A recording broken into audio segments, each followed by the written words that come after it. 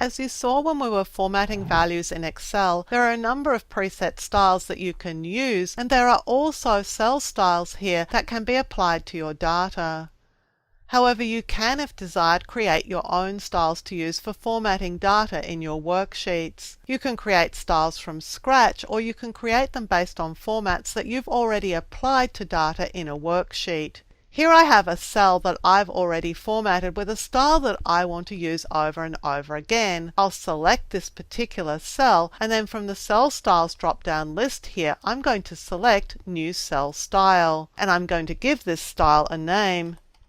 I'm going to call it comma color, and I'm going to make it a style by example. So I want to save with the style the number format, and I want to save the alignment and the font and the fill, but I don't want to save the border and I don't want to save protection. So I'll disable those options and click OK. And now my cell style is created for me. It's available up here. So I'll select some cells in the worksheet to apply that style to.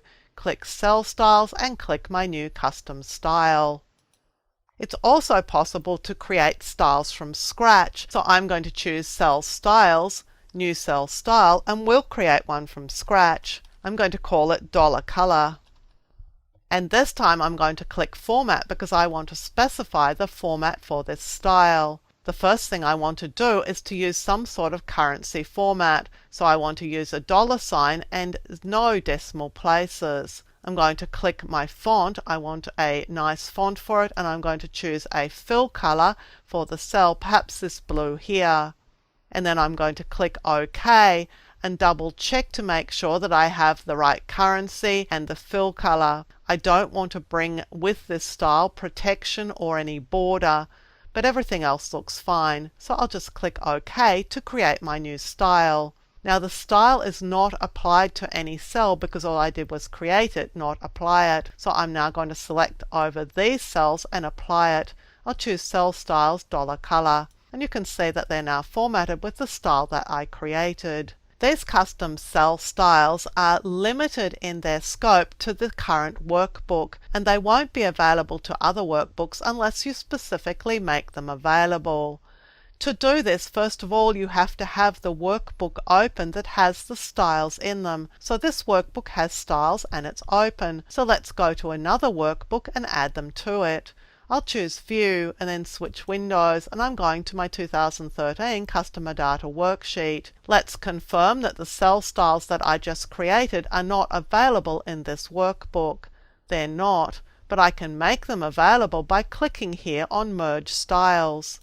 And I'm going to select Season Sales XLS. It's the only other open workbook, and Excel is telling me that it's open and available for me to select styles from. So I'll click it to select it and click OK.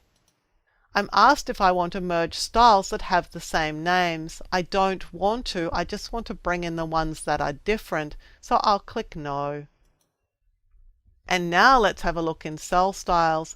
Here is our comma color, and here is our $color style. Now you may find that the colors that we've used change a little bit if these styles are applied to a different workbook. That will be because this particular workbook, 2013 Customer Data, is either using a different color scheme or a different theme to the one we were working on previously. Just going to right click this style and choose Modify to show you the situation with colors.